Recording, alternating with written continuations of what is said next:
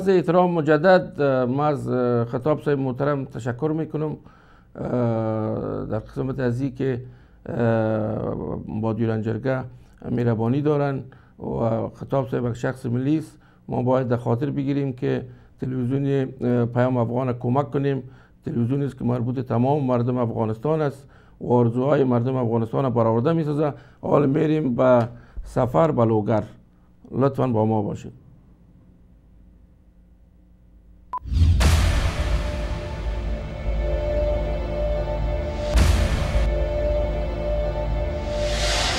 بسم الله الرحمن الرحیم. اولا سلام احترامات خود به خدمت تمام خوارا و برادرای خود در کابل عزیز، در تمام افغانستان و در امریکا و اروپا و کانادا تقدیم میکنم.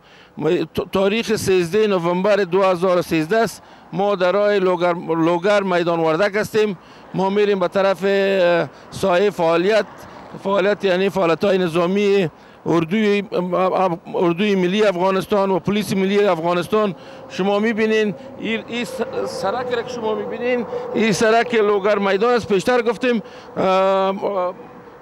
شکل زندگی مردم افغانستان به طور نرمال میگذره و ما خوش هستیم که در اینجا زندگی میکنیم. برادرای ما کتما هستند، هر جایی که میریم ما را راهنمایی میکنن. قرار که شما میبینین این برادرای عزیز در قسمت خدمت به خاک و وطن آماده هستند. هیچ کدام ترس و هراس ندارن از دشمنای مردم افغانستان. ما ان شاء الله صحبت های اینا رو میگیریم. برادر گل شما خود معرفی کنید. السلام علیکم. من نوم حاجی خان محمد توخی ده. من اوس د خیر سره روان یو لوګر ته. موږ دا وضعیت ګورو، دلته ډیر ښه امنیت ته، ډیر ښه خلک دي. بس موږ اوس د خیر لوګر ته روان یاستو. جنرال صاحب ملا رازق و قماندان آلای لوگر و میدان وردک هستند. قرار میبینین که اونا با سر جان دفاع میکنن از خاک عزیز خود. ما بخیر به طرف ساحه عملیات میریم. باز ان شاء الله ما راپور ما را پسندتر شما میبینین. بسیار زیاد تشکر.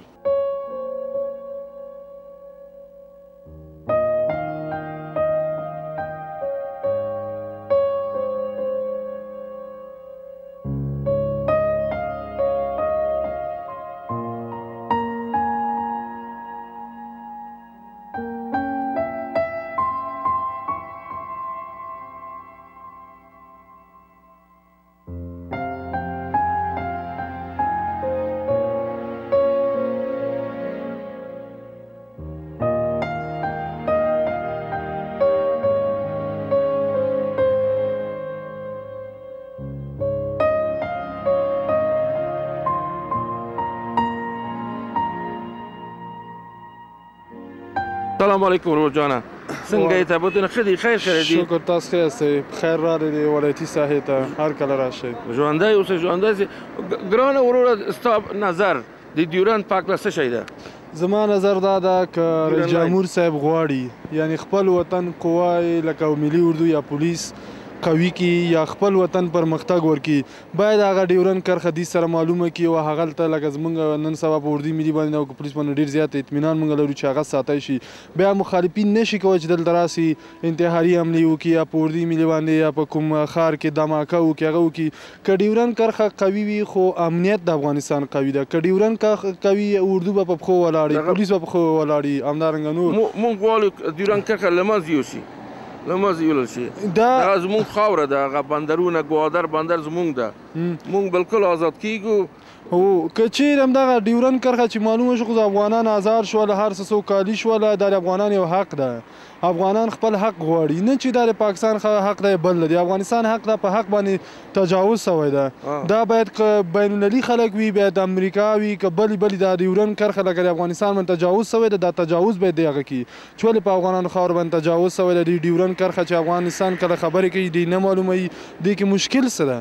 که چیرې ډیورند کرښه معلومه شي خو افغانستان لکه بندونه دي او داسې نور لکه کونړ سره دی بل دي، نو افغانستان د سوکالي پرمختګ او د سرلوړي دپاره لور ځي او افغانستان به همیشه آباد او پرمختګ به کوي. ډېره مننه وروجانه، ډېره مننه. السلام علیکم ورحمة الله.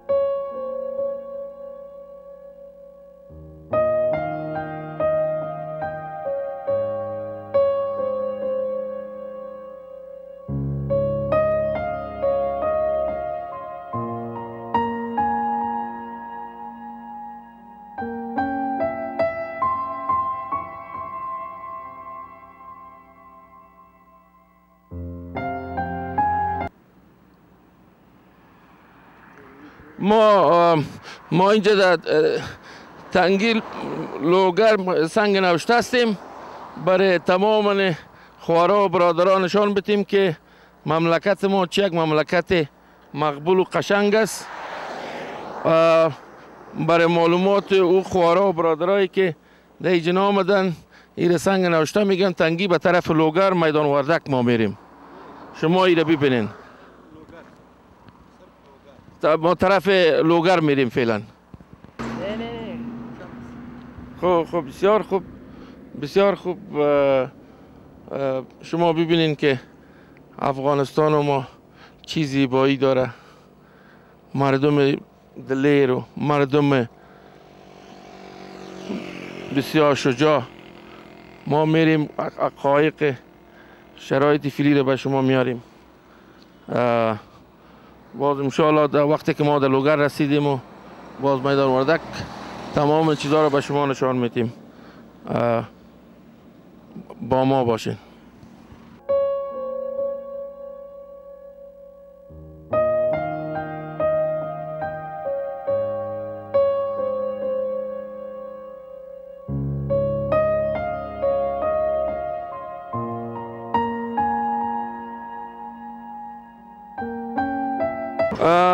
با عرض احترام مجدد ما در ولسوالی چهار آسیاب هستیم. اینجا هنوز هم مربوط شهر کابل است اما نزدیک به لوگر.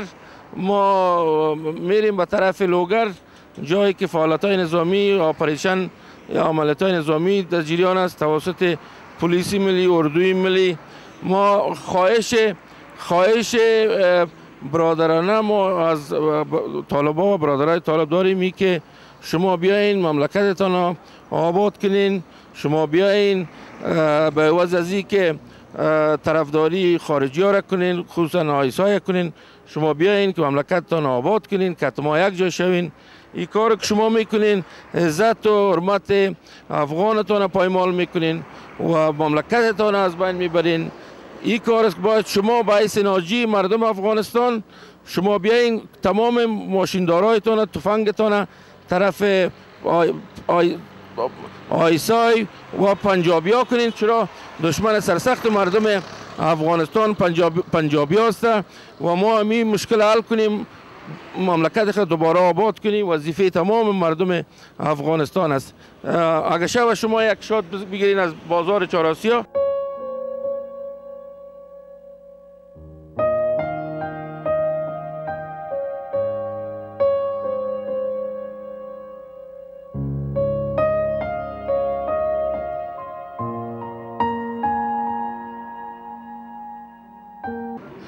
با عرض احترام مجدد مونږ یو ورور دلته لرو. زما سوال ستانه داده څه فکر کوي د ډیورند کرښې په هکله د ګوادر بندر څه فکر کوي؟ د دې په هکله زما نظریه دا ده چې دا خو زمونږ خاوره ده او زمونږ خاوروله، ځکه چې زمونږ تیرو رئیس جمهورانو د خاوره زمونږ اوس په هغه وخت کې چې دا کرښه کله دوی سره امضا شوه نو دا به آینده کې انشاءالله هم زمونږ وي او غواړو چې بیرته زمونږ شي فعلا هم او دا مې یو نظر وي. تاسو فکر کوئ ټوله ستونزه مونږ لرو نظامي دغه طالبان څرنګه طالبان په خپله افغانانو سره مرسته نه کوي یا خارجیان سره مرسته کوي؟ څه فکر کوئ څه علت ده هلته؟ علتونه خو ډېر علتونه دي، خو موږ له ټولو طالبانو ورونو څخه دا خواهش لرو چې خپل سلاوي کېږدي او راسې د افغانستان جوړ کړي، ځکه چې افغانستان 10 کاله جنګېدلی ده، باید له 10 کاله نه باید ضرور بیرته یې جوړ کړو موږ په خپله. نو ټول طالبانو ورونو دا هیله لرو چې بیرته زموږ وطن ته راستون شي. بالکل ډېره مننه ګرانه وروره، ډېره مننه. السلام علیکم.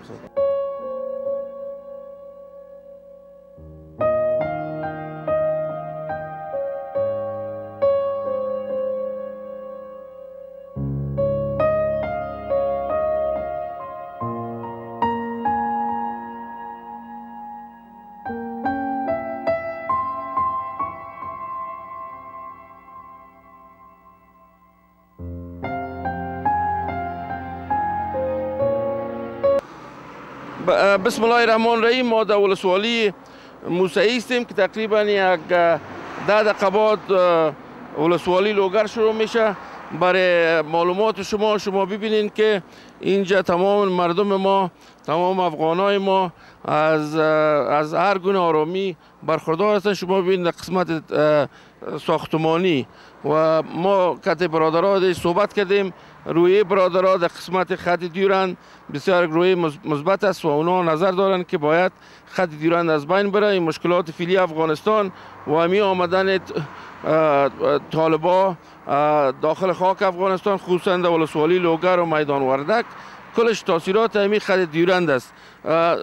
وکیل صاحب تاسو څه فکر کوئ هغه دیورند په هکله دغه ټوله ستونزه دغه جګړه روانه ده په لوګر کې څه فکر کوئ؟ بسم الله الرحمن الرحیم دا ټوله هغه چې روانه ده دا د ډیورند کرښې دپاره دا لانجه روانه ده. باید موږ خاوره بیرته پاکستان راکړي. دا موږ د خارجیان نه ملل متحد نه امریکا نه خواهش کوو چې زموږ بیرته کومه خاوره ده هغه موږ ته راکړي. دا جنګ چې اوس چې ده دا په دې ډیورند په کرښه باندې ده. بالکل صحیح. افغانان وظیفه څه شی ده په دغه مهم تاریخي مرحله کې؟ افغانانو وظیفه دا ده باید سره یو ځای شي، اتفاق وکړي، اتحاد وکړي، پاکستان ته قناعت ورکړي چې وروره موږ د دې ډیورند د کرښې نور تاریخ پوره شوی 100 کاله پوره شوي، موږ سره باید کینی میز ته کینی موږ سره خبرې وکړي. تاسو پوهیږئ پاکستان خو هیڅ وخت حاضر نه کیږي که موږ سره خبرې وکړي.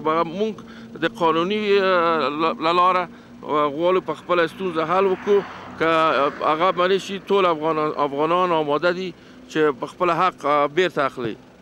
دا د افغانانو کارم ده او بیا دې کې د ملل متحد خارجیان او امریکا او اروپا باید پاکستان ته قناعت ورکړي، موږ خاوره دې راته بیرته راکړي.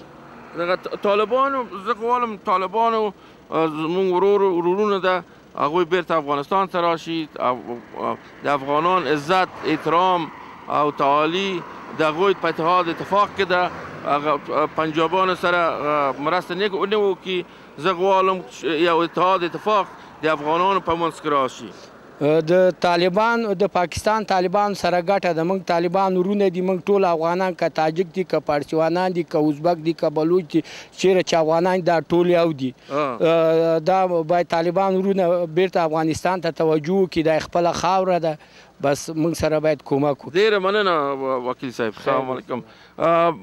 خورا برادر عزیز، ما میخوایم که شما را نشان بتم مناظر طبیعی افغانستان عزیز ما و کلگی فکر میکنه که در اینجا مشکل است و ما از برادرم میخوایم که می منظره را برشان نشان بده. تشکر.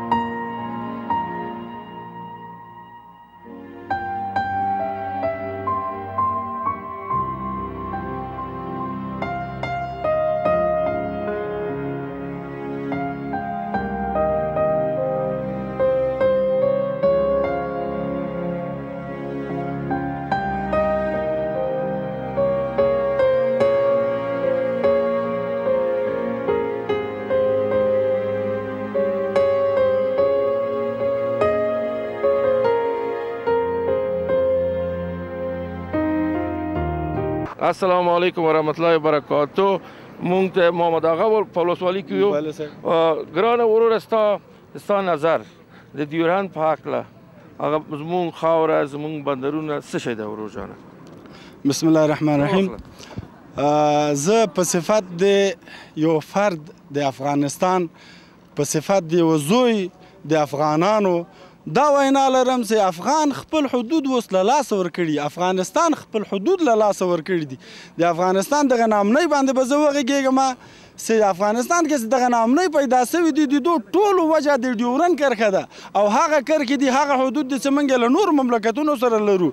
په دې باندې یعنې په افغانستان کې که چیرې تاسې ټول داسې نظر واچوي د افغانستان موږ غټ یعنی مخور خلک موږ له لاسه ورکړي او د ټولو وجه څه شی وه همدغه سیاسي فعالیتونه دي چې خلک په افغانستان کې کوي او همدغه یعنی پاکستان او دغه نور همسایه ملکونه دي چې په دې کې د ډیورنډ کرښه له ټولو نه مهمه ده او پاکستان او دغه نور ملکونه دا فکر نه کوي چې موږ به دغه یعنی د دوی دغه چاودنې چې په افغانستان کې کېږي چې له موږ سره د خپل عسکران مسلمانان ورونه یا د موږ عوام یې له موږ سره په مخالفت کې اچولي دي او دوی دا فکر وکړي چې والا زه یو 10 کاله یا 20 کاله نور هم په افغانستان کې بربادي راوله موږ به د ډیورنډ کرښه له یاده وباسو ناممکنه ده چې نه موږ لمسی هم دا له یاده وباسي چې هر کله موږ به له دغه خپلو خلکو نه څه موږ وطن برباد کړی ده له دوی نه موږ انتقامګیر یو او د دې پوښتنه به انشاءالله څه وخت واسه پیدا کړو د دې پوښتنه به موږ کوو اوس له موږ سره د همدغو سیاست له لاسه د همدوی د دغه د ناکردهو له لاسه موږ سره خپل وطنوال په جوال کې اچولي دي موږ سره ملي اردو پولیس یا هر یو حکومتي خلک چې دي حکومتي غړي چې دي که ولسوال ده که والي ده دا ټول چې ده موږ سره په مخالفت کې اچولي دي او د دوی سیاست چې ده ټول دیني لاس لري څه شی ده چې والا دیني لاس سره کم لري چې دوی وایي چې موږ اسلام کې ولاړ یو او کوم باشندگان چې د افغانستان په حکومت کې دي هغه مسلمانان نه دي تر اوسه د ما د یو ملي اردو له یو غړي سره وغږېږلی وو فرد سره له یو عسکر سره چې اسلامیت په زیاته کړي ده چې دا 15 وخته مونځ نه کوي ته راځې دغلته پلچک کې مین کېږدي غریب عوام ورکې تباه او برباد کړي اکثره داسې جیونه سوي دي داسې پېښې سوي دي چې په هغې کې مین چاودېدلی د غریب عوام هغه خلک ورکې مړه سوي دي چې په یعنې د جهاد په دوران کې پلار مړ سوی ده هغه پلار نه یو زوی پاتې سوی هغه هم اوس مړ سوی ده او له هغه نه بیا یو وړکی زوی پاتې سوی ده دا ټول سیاست د پاکستان ده او همدغسې دا د نورو ټولو همسایه مملکتو ده د ایران ده دا د ټولو همسایه مملکتو ده چې نه غواړي په افغانستان کې امنیت راسي او دوی د دا له یاده ونه باسي چې موږ به یا د ایران خطه چې له موږ نه نیولې هغه به له یاده وباسو یا به د ډیورنډ کرښه له یاده وباسو هېڅکله ناممکنه ده په دې به انشاءالله چې هر وخت موږ وس پیدا کړي د دې پوښتنه به موږ کوو که نن ونه سو بل وخت به موږ یو داسې کس پیدا سي چې د احمدشاه بابا غوندې به بیا یو تاریخ پیدا کړي او له خیره سره بیا به موږ د پاکستان په حدودو د ایران په حدودو د هندوستان په حدودو د همدغسې ټولو حدودو باندې به اسلام جاري کوو اسلام به راولو او خپل افغانیت به ورباندې ثابتوو چې د افغانستان د موږ که فارسیوان ده که تاجک ده که ازبک ده د نورو سیمو له تاجک سره فرق کوي د موږ د افغان چې ده دغسې یو خاوره لري چې دې سیمې که تاجک ده که ازبک ده نه موږ د ازبکستان سره فرق کوي د موږ تاجکان د تاجکستان له تاجک سره فرق کوي د موږ پښتون د پاکستان د پېښور له پښتون سره فرق کوي دا د افغانستان خاوره دا افغانان چې کوم دي انشاءالله دا به بیا یو تاریخ تازه کوي د احمدشاه بابا غوندې یو تاریخ به تازه کوي او بیا به د احمدشاه بابا غوندې یو زوی را پیدا کېږي چې د خپل پښتو بیرته به جای کړي زنده باد ډېره مننه ډېره السلام علیکم تاسو څه وایي السلام علیکم وعلیکم السلام تاسو خبرې کوي خدای نه میره شو ډیرن په حق لا ډیرن خبره د مونږ ده میګ دغه څومره کسان چې شهیدان شو څوک هغه کې دا ټول د ډیرن کار نه ډیرن کار د مونږ ده یا خو څه ده چې زیاتای کړه د پاکستان زیاتای کې د نن ورځې پورې دا یلای شنو ډیره مننه تاسو خبرې کوي ډیرن پاک لا ډیره مننه خورا برادرها این نظریات برادرای ما برادرای عزیز و گرامی ما در منطقه سیدآباد و لوگر ما میریم که دیگه نظریات و پیشنهادات برادرها و خوارا را بگیریم بسیار زیاد تشکر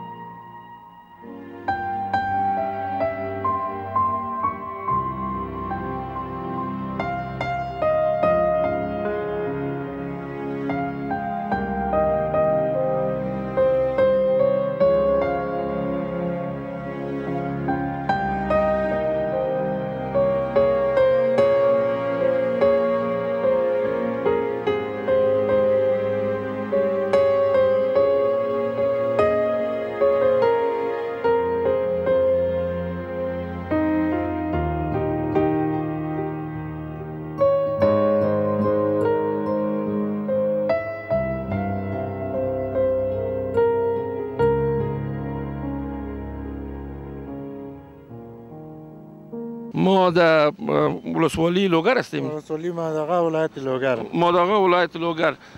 برادر گل شما نامتون رو بگوین اگه بخواستین راجع به خط دیورند شما چی فکر میکنید؟ اسم ما حاجی تور باشنده قریم احمد آقا ای است بازار پل قندهاری. درباره خط دیورند میگیم که باید حق مسلم ماست. ما هر رقم شود از حق خود دفاع میکنیم که تا زنده هستیم یک قطره خون در جان ما باشد. ما خود ما هم امیاله که کسی به خاطر خط دیورند به طرف خاک پاکستان که گفته میشد روان شد، ما خود ما از سر جان به خاطر خط خود به خاطر ارضیت تمامی وطن خود دفاع میکنیم، دفاع کردیم. انشالله ما حق مسلم ماست باید تا حق ما گرفته شود. زنده باشین، زنده باشین. خداوند شما را خیر بده. شما فکر میکنید که تمام این مشکلاتی که ما داریم فعلا همین بساط روی خط دیورند باشه، همین خط دیورند همین مشکلات با مردم افغانستان زیادتر تو است که خط دیورند امیال پشتونایی که این طرف خط دیورند است به اون طرف خط دیورند است، این افغانایی که مردمایی که پاکستان و اصلا پنجاب همین مردم ها را به چیز خود نمیگیرد، به حال ما را پشتون فکر میکنه. همین مسئله فعلا که است که پاکستان دامنگیرش ما هستیم، این کلش مسئله خط دیورند است. اگه این در ملل متحد یا در چیز حل شود هیچ محکمه بین المللی هیچ کدام مشکل نداریم. بسیار زیاد تشکر. صاحب زنده باشید، صاحب زنده باشید، صاحب زنده باشید. خدا حافظ. رضا دلتا برادر گل سلام علیکم. شما خوب هستید؟ خیرت؟ شما چی فکر میکنید راجع به خط دیورند؟ ما همین فکر میکنیم باید حق افغانا تلف نشه، حق افغانا رو باید کس نگیره، باید همین افغانا کس حقش باید برش داده شود و در پاکستان باید هیچ وقت نمانه واره که زمین افغانستان بگیرد. باید اول برای خودم بگم خودم میرم دیگه چیز برای جنگ میکنم، باید افغانستان چیز شود و باید همین لوی جرگیان انانی که دایر میشه باید همین باره گپ بزنن، همین باره نباید حق افغانا را بگیرن. بسیار زیاد تشکر بدر. بسیار لطف کردین صاحب. خوارا برادرای عزیز، شما شنیدین نظریات و پیشنهادات برادرای ما که در لوگر زندگی میکنن و اونا به شکل مسلم تصمیم دارن که موضوع پرابلم خط دیورند بین افغانستان و پاکستان باید حل فصل شود. بسیار زیاد تشکر. ما میریم که کت خوارا برادرای عزیز ما در مناطق لوگر صحبت کنیم و باز مناطق دیگه نواحی لوگر. السلام علیکم.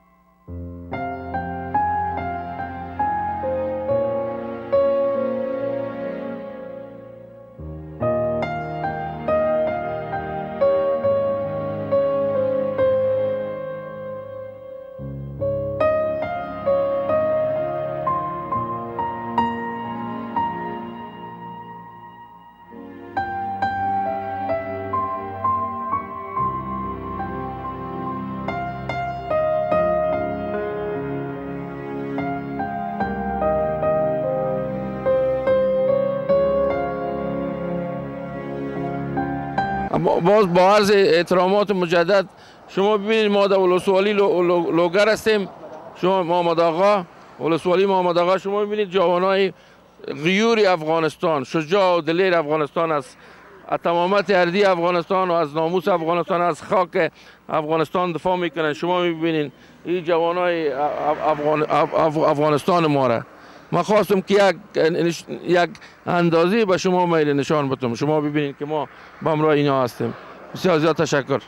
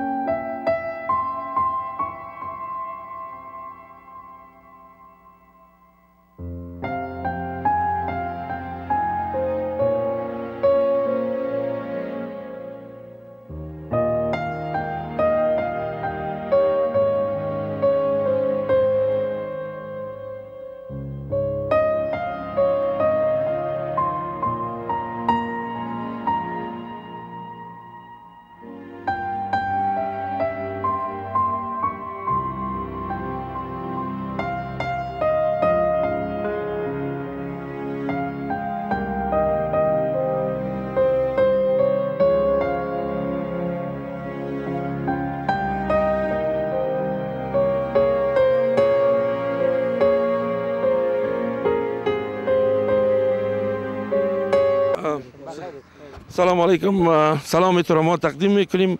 ما در ولسوالی لوگر هستیم و خواستیم که برادرای عزیز خود افغانای گرامی شجاع و دلیر که در قسمت تمامت اردی افغانستان از خاک، از وطن، از دین دفاع میکنن، بیاییم یک سلام علیکی کنیم، از نزدیک ببینیم. شما میبینید قراره که برادرها شب و روز در خدمت مردم افغانستان عزیز، خاک و دین و وطن خود هستند. شما میتونید عکس بگیرین.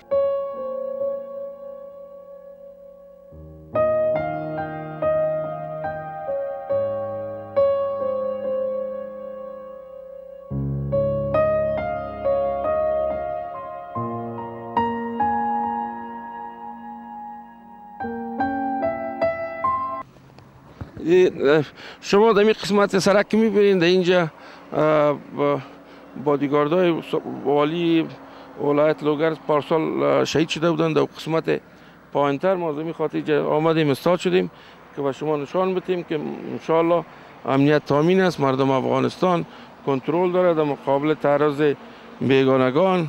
ما آمدیم در اینجا کدام ترس حراس به سر نمی پرورداریم، اما قراره که میگن اینجا نوکرای اجنبی پشت درختها خود پت میکنن و اینجا فایر میکنن بالای اردوی ملی ما، پلیس ملی ما. ما خواستم کمی به شما نشان بدم. بسیار زیاد تشکر.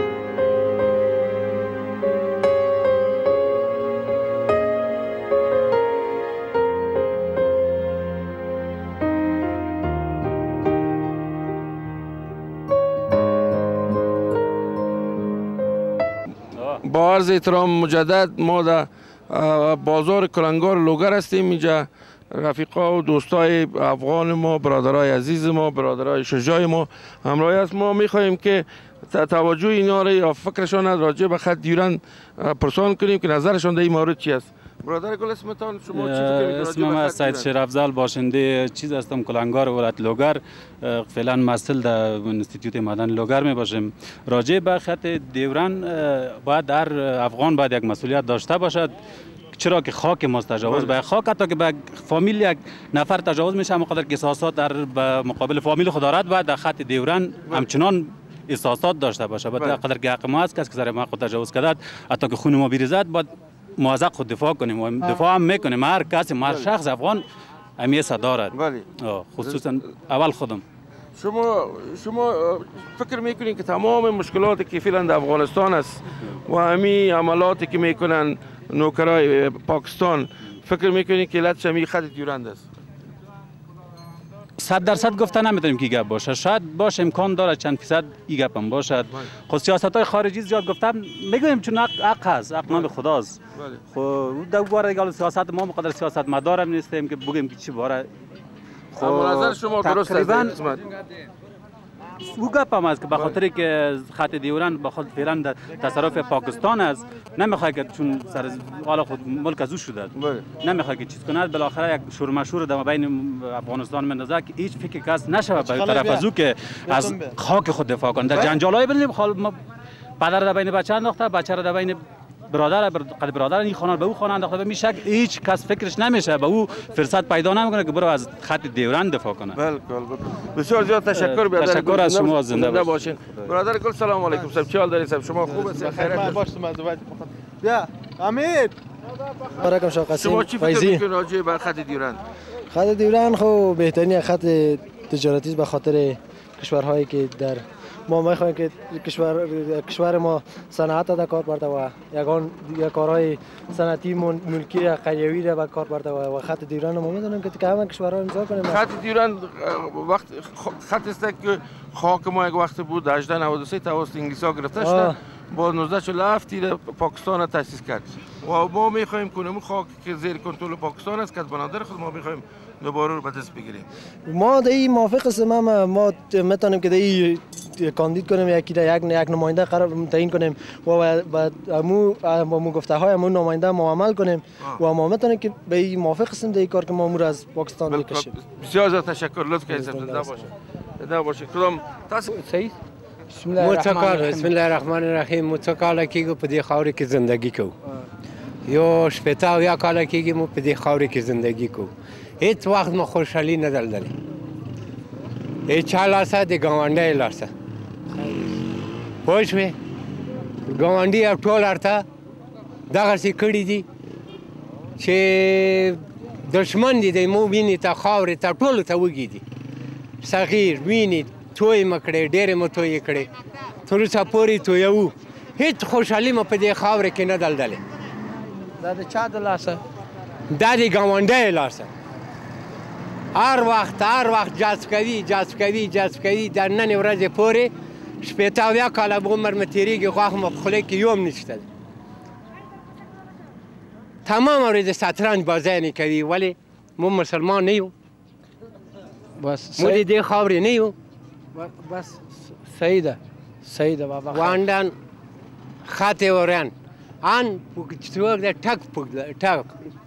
ټک مختصر څو کلمې ووایئ.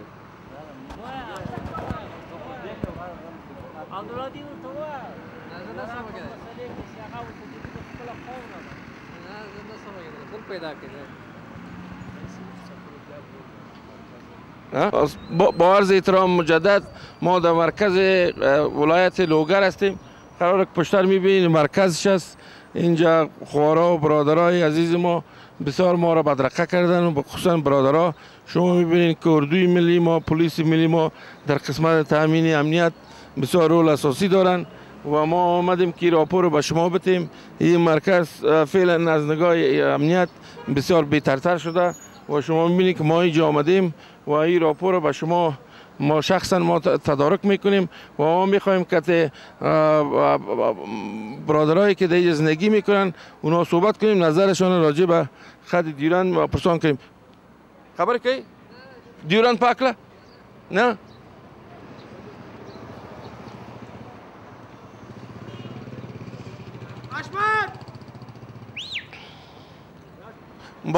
با عرض احترام مجدد ما در مرکز ولایت لوگر هستیم. ما نظریات برادرای خود پرسان میکنیم راجع به خط دیورند. برادر گل اسم شما و شما نظرتان راجع به خط دیورند چیست؟ بسم الله الرحمن الرحیم. باید عرض کنم که اسم من خلیل است، افسر قماندانی امنیه ولایت لوگر هستم. نظر ما در ارتباط خط دیورانی است که خط دیوران حق مسلم مردم افغانستان است. باید که تمام اقوام، تمام مردم افغانستان دست به دست هم بدن تا این حق پدری خود، این حق ما که است، این ما پس دوباره به دست بیاریم. این ما به هیچ وجه از تیر شدنی نیستیم، داینده هم نخواد بودیم و این حق ماست. همیشه سرازی ما پایبند خواد بودیم که پس به دست بیاریم. خدا شما را خیر بده صاحب، بسیار زیاد لطف کردین صاحب. خواهش می‌کنم. زنده باشین صاحب. این بود نظر برادرای ما در ولایت لوگر که با اطلاع شما رساندم. بسیار زیاد تشکر. با عرض احترام مجدد ما هنوز هم در مرکز ولایت لوگر هستیم. برادر عزیز ما اینجا همراه ما هستند. ما از برادر عزیز ما پرسان میکنیم که نظرشان راجع به خط دیورند چیست و اسم مبارکشان. عرض سلام خدمت شما و تمام همکاران عزیزتان. محمد اکرام هستم از ولایت لوگر. خط دیورند که از مربوط به کشور خود ما میشد، از سابق و زمان خیلی پادشاه‌های قبلی هم که برای ما عبدالرحمن خان هستند که متاسفانه که حال یک کمی کشورهای خارج دست میزنن. خاک ماست و ما سر و جان به خاطر خط دوران دفاع میکنیم و او را خاک مربوط کشور خود ما میکنیم. خدا شما را خیر بده. زنده باشین برادر گل. آرام باشین صاحب. باش. گپ میزنیم برادر. با عرض احترام مجدد هنوز هم ما در مرکز ولایت لوگر هستیم با سرسفید و متدین برادر مسلمان و افغان خود هستیم. ما میخواهیم که نظر اینا را راجع به خط دیورند پرسان کنیم. السلام علیکم صاحب. و علیکم السلام. نظر شما راجع به خط دیورند چی است صاحب؟ نظر ما راجع به خط دیورند این است که باید از خاک خود دفاع کنیم، باز کسی اجازه ندیم که دست خاک ما تجاوز کنه. با خاک ما حیثیت ناموس داره. باید با قیمت سر باید از این دفاع کنیم. بسیار زیاد بسیار. شما فکر میکنید تمام مشکلاتی که فعلا ما داریم، همین عملات تروریستی بالای خاک افغانستان، بالای مردم ما کشته میشه، عسکر ما کشته، کلش همین علتش همین خط دیورند است؟ تمامیش خط دیورند است. وجه خاطر که کس دشمن خاک ما اجازه نمیده که با در خاک خود آسوده با زندگی خود پیش ببریم. باز کسی اجازه ندیم که تجاوز کنیم، باید حفظ نگاه کنیم. بزرگوار ما که هر کس صحبت کردیم کل مردم حال آگاه شده راجع به خط دیورند. این به اصطلاح به دست آوردن منافع ملی افغانستان، مردم افغانستان آگاه. شما نظرتان در این قسمت چی است؟ من نظر است که با خون جان خود باید از این حمایت کنیم، از این دفاع کنیم که اگه به هر چه قیمت پیش باید چیز طرفجویی نکنیم. زنده باشین شما. ما خو از طرف شهامت و دلدید ما شما را به اصطلاح تحسین میکنیم. خداوند شما را خیر بده. یعنی شما بزرگا هستین که ما شما یاد میگیریم. شما را خدا بده فهمی کل خدمات شماست که باید چرا پیش میبریم. ما که همین از خدا میخوایم که تو مردم با درد و با احساس که همین کار پیش میبره. زنده باشین. زنده باشین. سلام علیکم و رحمت الله و برکاته صاحب. السلام علیکم. السلام علیکم. مونږ د لوګر په مرکز کې یو. زه غواړم مشرانو سره خبرې کوم د دیورند په هکله.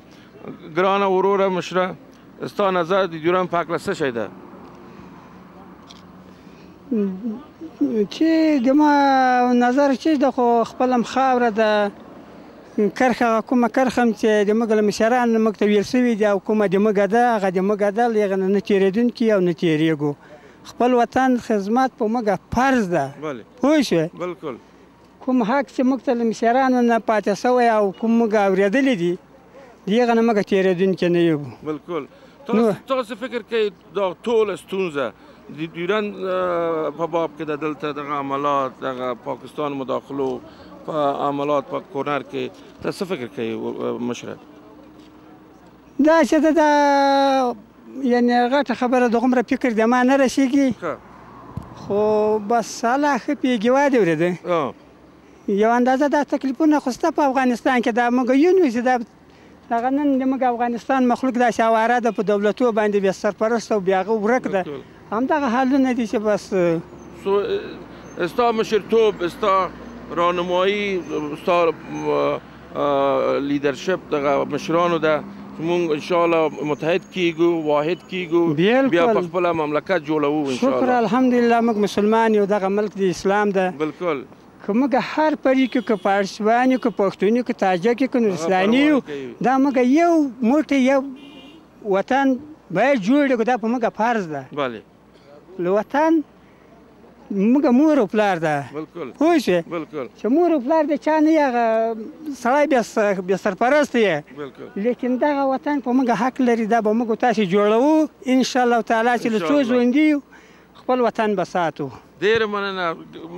مونږ دا نظر ده که نه د ایران خاوره چې د مسلمانانو سره ښه رویه وشي، ښه سلوک وشي، ښه رویه وشي او مسلمان په هر ځای کې ښه سلوک سره وشي. بالکل. هغه حق عدالت تامین شي د مسلمانانو په منځ کې. منځ کې شي. بالکل صحیح. ډېره مننه. تاسو بل خبرې لري؟ خبرې خو دا خبرې لرو چې زمونږ یو ورور دی په پېښور کې دا یو کال کېږي بېدرکه شوی ده. که تا ته څه معلومات وي یا چا ته څه پته وي او سیناګل نومیږي. سیناګل او چا ته څه پته وي معلومات یې موږ ته د اول راکړي. بالکل ډېره مننه مشره. السلام علیکم ورحمة الله وبرکاته. برادر گل اول سلام و احترامات مرا قبول کو. نظر شما راجع به خط دیوران چیز بیادر گل؟ نظر من راجع به خط دیورانی است که خط دیوران مربوط به خاک افغانستان است. هر افغان اولا دولت افغانستان و بعدا هر افغان وظیفه داره که خط دیوران مثلا که پاکستان میخواد که حال از خاک خود حساب کنه. وظیفه افغانایی است که هیچ وقت نگذارن که پاکستان خط دیوران مربوط به پاکستان شود، به این خاطر که افغانا از وقت و شهامت اسلامیت خود نشان داده و حالا هم پاکستان کوشش میکنه که افغانا را بده خط دیوران به 140 فریب بگیره. هر افغان وظیفه داره علل خصوص دولت افغانستان بعد ملت که از خاک دیوران با قیمت خونشان هم کشه دفاع بکنه و دولت پاکستان نگذاره که او را جز خاک خود حساب بکنه. خوارا و برادرها گرامی، شما ببینید که ما در مرکز ولایت لوگر هستیم. از هر برادر خود، از هر بزرگ خود که ما پرسان میکنیم راجع به خط دیوران، اونا آگاه هستند، میفهمند که به اصطلاح قلبا من بسیار خوش هستم. وظیفه که ما انجام دادیم این وظیفه خود از نظر دینی و ملی و مملکتی با وجه حسن انجام دادیم و ما بسیار فوق العاده خوشحال هستم که ما اینطور احساسات ملی مردم افغانستان میبینم که راجع به خاکشان پیدا کردن در قسمت اتحاد اتفاق. ما میخواهیم که یک برادر بزرگوار صحبت کنیم که اونا راجع به خط دیوران صحبت میکنن. گران مشر السلام علیکم صاحب، څنګه تبتون خیر دی صاحب؟ پښتو خبرې وکړو پښتون استا نظر دیوران پاک لسه اول خود تاسو دا برنامه همیشه په سعودي کې وسوي تاسو د ډیورن جرګې کومه برنامه د پیام افغان خبريږي او دغه ټولو که موږ ان شاء الله د کار به مرتبريږي دغه برنامه به ما اوریدله. اول د تاسو له خدمت گزاري نه تاسو د خدمت کوي د افغانستان لپاره ډیره مننه درشکه کوم. بعد لغنه د افغانستان ټول ملت پښتون د تاجک هزاره ازبک دا ټول یو افغان ده او په دغه خاور باندې په بجه باندې خپل سر ورکړی ده د 10 کاله او بیا هم ورکوي او هر څوک د ډیوران د جرګې په مقابل کې مخالفت دي کوي دا ولې باید یو منل سي پاکستان باندې وتپل سي د بل خپل مور له شدو سره هم غداري د افغانستان له ملت له مظلوم له شهیدانو سره د 10 کاله جوړ کړل دوه سره به هم یو غټ خیانت دي له ټولو که موږ د ټولو د افغانستان ټولو خلکو ته موږ دغه یو پیغام رسوو او وایو چې زه هیڅ کارم نه یم نه په حکومت کې کار کوو نه ښه نه بد خو دغومره وایو چې 20 کاله په خارج ملک په سعودي عرب کې تیر کړي دي په هغه وخت کې به د خلکو سره د خپل خاورې قدر پیدا سي چې کله د په پردي ملک مسافري او اواري نو موږ ته د خپل ملک د خپل خاورې د بجې د لويستې موږ ته ډیر قدر او عزت راځي او زه خپل وسیدل په مدینه منوره کې سعودي عرب کې خو پاک جای خو زه هغه حرمین تم د سلام یا هغه پاک په دغه خراب جیبانه دی غږی پاچایي دی او دغه د خاورې دی پاچایي نه ورکوم او تاسو هم خپل په اروپا کې وسه تاسو ته معلومات سته نو نن سبا د ډیوران د کرکې په اړه کې زه خبره توکم چې د افغانستان هر مظلوم لواړه ته زاړه پر دی ډیوران د کرکې مخالف ده او 100 کاله پر سوي دا باید په هر قیمت دا باید د افغانستان پر مربوطه سي او کچېره د افغانستان پر مربوطه سو نو په افغانستان کې سوله او آرامش هم راځي ذاتي بنه جنگي نه بجدالي او دا 10 کاله کوم جنگ موږ ته پیښ شوی ده د خاص دي موضوع په خاطر پیښ شوی ده نور دغه خبرې دي موږ او تاسو نه ډیره مننه کوو د تاسو پروګرام موږ همیشه اورو او همیشه د تاسو پروګرام موږ ټول اوریدل د مدینه منوره کې ژوندۍ اوسئ ډیره مننه ما ډیره خوشحال شما دیدین خوارا و برادرای عزیز شما دیدین احساسات برادرای ما را در شهر در ولایت لوگر میبینید که ما اینجا آمدیم برادرای ما در شهر لوگر ما را میشناسه برنامه را دیدن کلشان در عربستان سعودی این فوق العاده قلب ما را خوشحال ساخت که همین زحمتایی که ما کشیدیم در قسمت اتحاد اتفاق مردم افغانستان این به ثمر رسیده دیگه ما میریم که دیگه برادرای خود صحبتای داشته باشیم. تشکر. با عرض احترام مجدد ما میخواهیم که تشکرات قلبی و ملی خود با مهربانی جنرال صاحب با راهنمایی ما در این منطقه لوگر و این جنرال صاحب یک شخص بسیار ملی، یک شخصی که دلش به افغانستان میتپه، شخصی که فداکاری در افغانستان در قلب داره و شما میبینید تمام موضوعات امنیتی که در این مناطق لوگر است، میدان وردک است، بامیان است، تحت قیادت جنرال صاحب است، رازق است و ما قلبا ممنون هستیم. با ما مهربانی کردن، باز هم میگیم از صدق دل از جنرال صاحب و از تیمشان ما تشکری میکنیم. جنرال صاحب ما شما را تقدیر میکنیم. صاحب زنده باشین. بسیار خوش آمدین. ما هم بری جنرال عبدالرازق هستیم، قماندان لیوای 4 قول اردوی 203 تندر. آمدن شما و دیدن شما از مردم ولایت لوگر و این خدمت ملی که شما میخواین به افغانستان بکنین و موضوع حیاتی که البته 100 سال از این گذشته و موضوع خط دیورنگ هستند، شما با ارتباط خط دیورنگ جرگه را دایر میکنه، مصاحبه با مردم مصاحبه میکنه، نظریات مردم هم میبینین میگیرین و امروز آمدین از اردوی ملی در لیوای 4 با قوه اطلاع با اردوی ملی صحبت نمودین.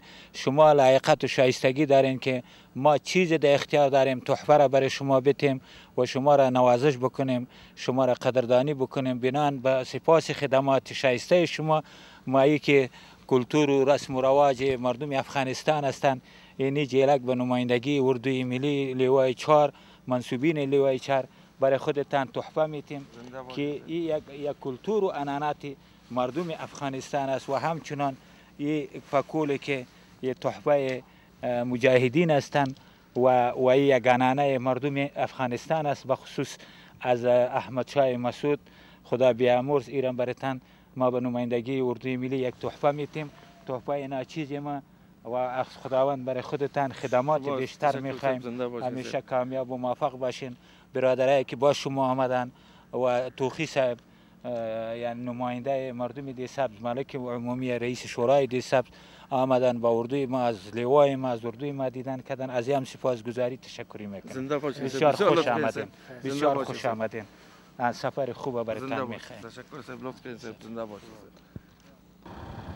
ما با عرض احترام مجدد ما با ولایت لوگر رفتیم، با همراه دوستای خود صحبت کردیم و کمپ قرارگاه نظامی عسکرای اردوی ملی ما را که شجاعترین عسکرا در دنیا هستند، همراهشان ما صحبت کردیم و اونا را دیدیم. ما دوباره پس به طرف کابل میریم. اینجا چیزی که توجه ما را گرفتی این میگم مثل عینک است که در اون مناطق مثل عینک قرار گرفته که انشاءالله یک وقت مرکز سنت و مرکز کاروبار به مردم افغانستان خواهد بود. انشاءالله وقتی که این ممالکی که قراردادها را با ما امضا کرده آماده شوند که مثل عینک استخراج کنند. به این ترتیب من خواستم که توجه شما را به این معطوف بسازم و در این حال شما میبینید که اینجا موضوعات امنیتی بسیار زیاد خوب است. هر دقیقه رنجر پلیس و رنجر اردوی ملی در فعالیت هستند. دیگه به این ترتیب ما همین موضوع امنیتی را به توجه شما میرسونم. دا میس عینک د لوګر کې دي، دا یوه ډیره غټه پروژه ده. دا د افغانستان اقتصاد ډیر پیاوړی کوي او دلته دا چې کوم هغه یې کړی ده چینایانو سره کوم قرارداد، دا پروژه چې چالان شي دا د افغانستان اقتصاد ډیر پیاوړی کوي. افغانستان ډیر غني دولت ځای ده، خو خدای دې وکړي چې خارجان د بین‌المللي دې ته مخه واړوي، دا پروژې د افغانستان په پښو ودروي. صحیح او دا یوه ډیره غټه پروژه ده میس عینک. موضوع دیگه ایست که ما میلیونر گدایگر هستیم بر از که افغانستان از نظر منابع طبیعی بسیار معتبر است، اما تا حال ما قادر به این نشدیم که معادن خود استخراج کنیم. وقتی که بخیر این معادن استخراج شود ما مردم افغانستان این طرف خط دیورند اون طرف خط دیورند معتبرترین مردم در دنیا خواهد بودند. دیگه به این اساس ما امیر خواستم در فکر ما بود که مثل اینک این به شما به توجه شما میارم. بسیار زیاد تشکر. دیر ممنون. با عرض احترام مجدد خوارا و برادرای عزیز یک موضوع را به توجهتان بیارم. همین پلچک که میبینید، همین کامرا شما میبینید، همین پلچک شما میبینید اینجا، اینمی درای کابل لوگر است. این میگه 10 دفعه درست کردن، باز در اینجا بم ماندن، این پراندن. شما ببینید اینجا این پلچک دشمنای مردم افغانستان به این اندازه فعال است، اما با فضل و مرحمت خداوند اردوی ملی ما، پلیس ملی ما از او که فعالتر شده. حال همکاری مردم افغانستان بسیار شده، خصوصا این مناطق کل مردم همکاری میکنن. کسی که به اینجا تخریب کنن و سرک ما را، راههای مواصلاتی ما را زود کده گیر میآید. بسم الله الرحمن الرحیم.